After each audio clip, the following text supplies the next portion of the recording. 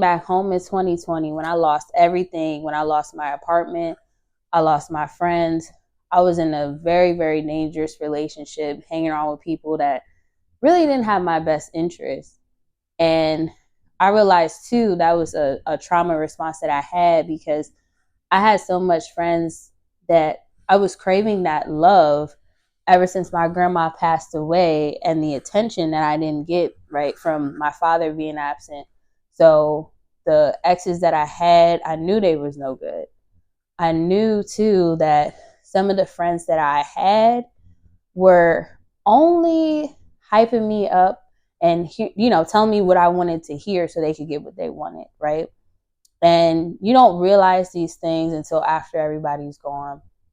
And that's the sad part, is that when you don't have discernment and when you're not knowing, who to trust, who to love, you're just opening yourself up to everything. And so when I came home in 2020, my grandfather was passing away, and me and my mom were at a really rocky place. Like, we were not really speaking as much as close as we are now. And glory be to God, like, God really healed our relationship over these past 4 years. And I was really like confused and hurt. Like, I remember leaving in 2020 in March. The pandemic just started. I remember being in the hotel room and the first case of COVID happened in New York. And I was like, I gotta get out of here. Like, and I was also too, I was waiting for an application to see if I could get another room in New York because I really didn't want to move home. I was like, I gotta figure this out. I gotta do it. And that's another thing too, like me trying to figure everything out when I should have been relying on God, but I was so lost. Like, me and God was at a place at that point where I felt like I was so out of place with him that I couldn't speak to him. So going back to when I arrived back home, I was like, this is my life. Like, I literally remember I had one purple suitcase, and literally in that suitcase, it was like 3 outfits. And all the rest of my stuff was in a Brooklyn storage unit. I think I paid like $80, took it all the way there, and was done. Went to the hotel with my stuff and come home to just this new era of my life, thinking like I've messed up, I failed. Because for me, New York was a big move. New York was something I always wanted to do, especially as an artist, as an entrepreneur. Thank God I got my degree, and I was gonna make sure that I could really ride that wave until it was done. And I didn't think it was gonna end like that. But that's what sin does to us. It makes us feel like we have time, and it makes us feel, the enemy will make us feel like, oh, you're not going to hit rock bottom. You good. Like, you out here living your best life. You got a good apartment. Everybody loves you. It was just so much egotistic things around me. And all of that was hitting me when I was sitting in that hospital room with my mom and my two aunts, and just seeing my grandfather in a state of where he was just gone. And that really scared me because I didn't get to see my grandma pass away the night that she did. My mom did, but then she told me like around 3 a.m. She was like, yeah, she's gone. But seeing my grandfather pass really hit me badly because he didn't die peacefully. And I know this is something my family may not want me to share, but this may help somebody. The way my grandma passed, she died peacefully.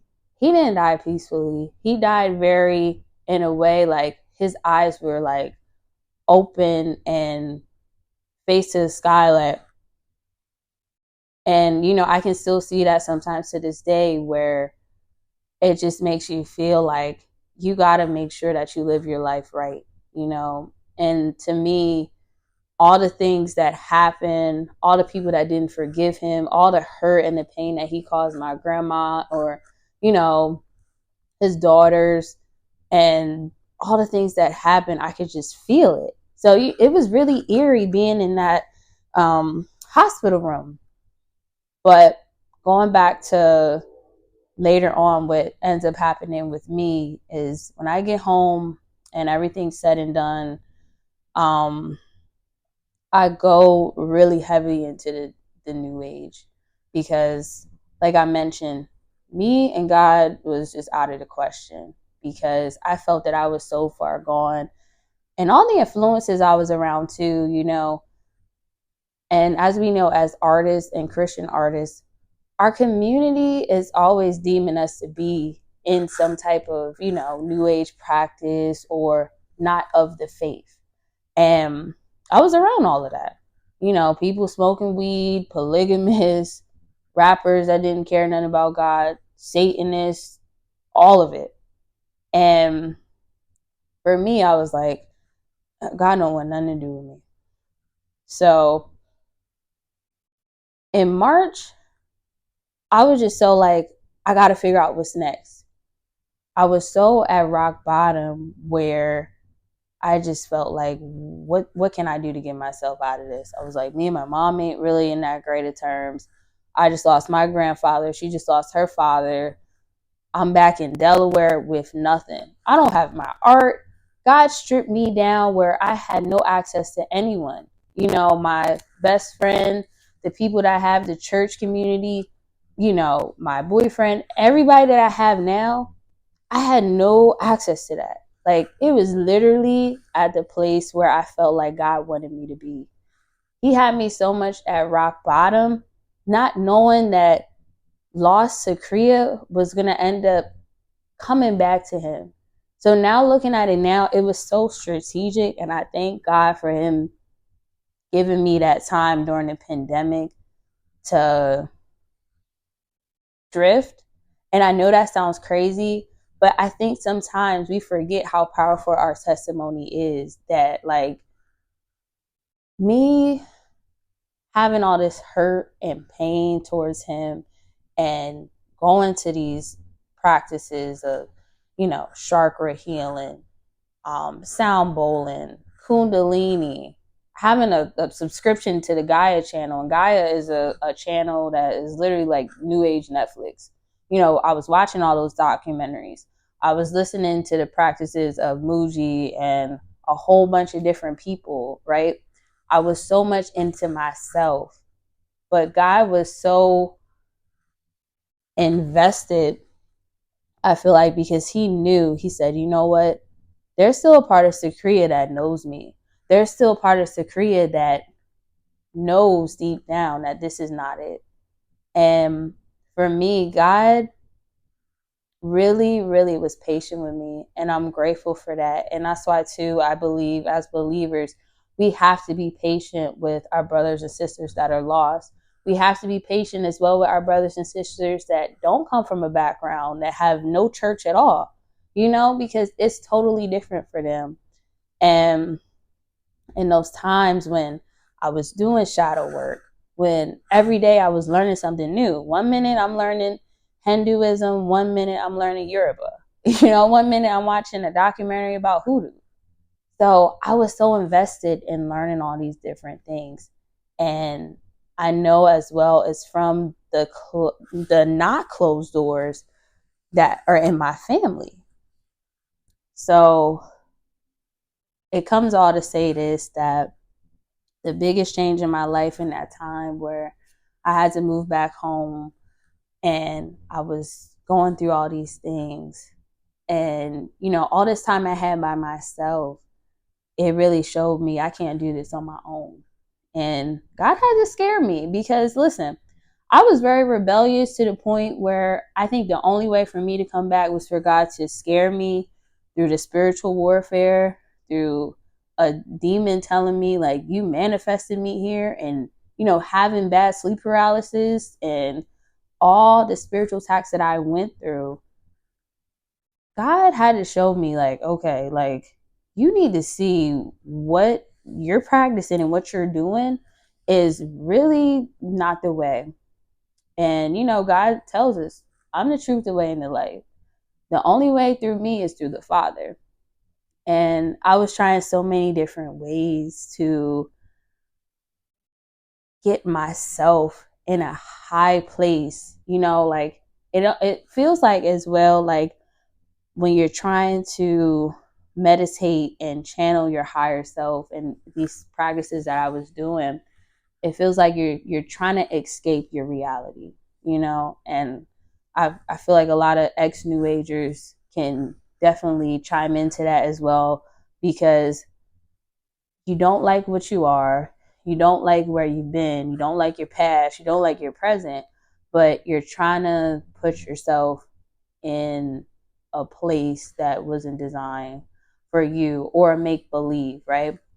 So I'm grateful to God that through everything that I've experienced, and I think within the next few episodes I'll deep dive into more topics, because I know I've kind of went all over the place, but I'm grateful. So where I am now, God has really healed me to where I'm no longer at a place where I want to be silent about these things, like it took time, and especially with um coming through with this podcast, and as well as recording myself, like I love public speaking, like I don't mind speaking, that's something that God has blessed me with. But when it comes to putting yourself out on social media, I've been so fearful about that, because even, coming out of the new age, and then also too, sometimes feeling too like the seeing the ridicule from other Christians, it makes you not want to put yourself out there at all. I'm like, I have an 11 on my neck. I'm an artist. I'm a designer that loves bold, colorful fashion. Look at my studio, like I was like, God, do you want to pick me to talk about these things? Like, are you sure? But God has been highlighting me to Ezekiel, and just how God used him with, he was like, listen, if you don't say it, the blood is on your hands regardless. No matter if they continue in sin or if they do the right thing, you're responsible. So it just makes you think like you can't continue to wait to tell your story, You have to continue to empty yourself and not hoard the things that God has placed in your life to tell, And also too, I think because my story is not that much of a heavy one, people like, I was on drugs, I was this, I was that, and the third. I was like, nobody ain't going to listen to what I got to say. But that's a lie from the enemy. And we have to realize that no matter what somebody says, you planted that seed. And, it talks about in scripture that it's not people judging you, they're judging God, especially if God has placed this on your heart. We have to be obedient and not delay the obedience, because that's disobedience. So this is the opening into emptying my storage video, as well too. I'm just grateful to see what God is gonna put in store, in my life. But I want to make sure that I'm led by God, and as well as highlight some of the things deeper that I was just talking about more, because I feel like I kind of jumped all over the place. But I'm just grateful for what God is going to do through this series, and as well too through my art. I will say that's one thing as well. Like, God has healed my art so much in the past, I would say 5 to 6 years, because I started my art in 2017, but it was very painful. And I see too art now very spiritual. Like, you're putting all that energy into each um, painting, as well as just the colors and everything that you use. And seeing my art from then till now, and I think I'm gonna put some picture clips into this video too. It's changed so much. So I'm excited to see what God does, and I hope whoever sees this, that it really just encourages them to let go of the past, let go of hurt, bring it to God. Don't try to bring it to yourself, because that's what the new age is. It's you're trying to bring it all to yourself and to the enemy, and not, and we're blatantly ignorant and not seeing that the enemy is listening to all that stuff, that you're saying when you're in those practices. So as someone who's been through it, God is the answer. God is better than any crystal, chakra, any tea, any, shaman, any guru, any of that. God is the answer. He's the way. Jesus Christ is the light. And bring all your trauma, your pain to Him. I know it seems like in the Christian community, some people condemn therapy. I suggest therapy. I suggest walks with God. Have fun. Like, you don't have to see God how I was seeing Him. As I mentioned, like, I felt like I couldn't say anything to Him. And that's where the enemy has a chokehold on us, is thinking that I can't talk to Him. He's going to be so mad at me. And yes, God is a father. He's disciplinary, but He is so caring and so loving, to where He sees all your hurts and your pains. And all He wants to do is have a relationship with us, and He'll lead the way. The Bible talks about, if you seek Him, you'll find Him. And I feel like in those times when I was so done and I had those spiritual attacks going on, He took all of that away. And on top of that, too, how your mind can set like attacks and pain and make you remember those things. I prayed, during some fast, and I said, God, take the memories out of my mind that are holding me hostage, And I prayed those prayers, and anyone who is watching it, who's having those difficulties, I pray that you pray those prayers as well. Like, anything, any hurt that is bothering you, pray that God wipes it out of your memory. That's all a part of the emptying, because we want to empty so God can fill us up. We don't want to be filled by all these things that God is not calling us to. And we want to be available for Him when it's time for us to come through and share our story. So that's how I'm going to end it. I'm grateful. Life is, has had some turns, and it's had some good times as well. It may look like I have it all together. I don't. And I definitely don't have it all together if I don't have God, and I'm just grateful that God is in my life, and He's navigating me through just even speaking, being comfortable with recording myself, and just releasing what I'm holding on to. I know y'all can't see that picture, but I'm going to put it in. And I was living in my childhood home with my mom, during the pandemic, and I made that piece before I was blessed with this studio. And every I feel like every painting has that type of story, like, and it shares like different parts of my life. So I love that, being an artist and being a Christian artist, sharing those kind of things. And I've learned how to embrace that, because a lot of us may not just paint Jesus, and don't be ashamed of that. I really feel like God can transform your work wherever you are, and you can show your story and still glorify Him. So that's one of my favorites, because you got to release what you're holding on to, and you got to let God's light shine through you so that you can help others. And also, too, it helps you to help yourself, like in a way of how I had to forgive others in my past. I definitely had to forgive myself. That's another painting a part of my series as well.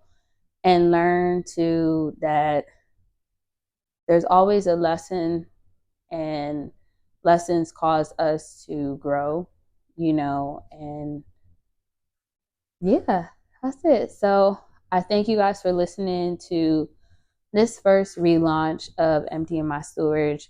And I'm just grateful to see where God is going to lead me within the next episode.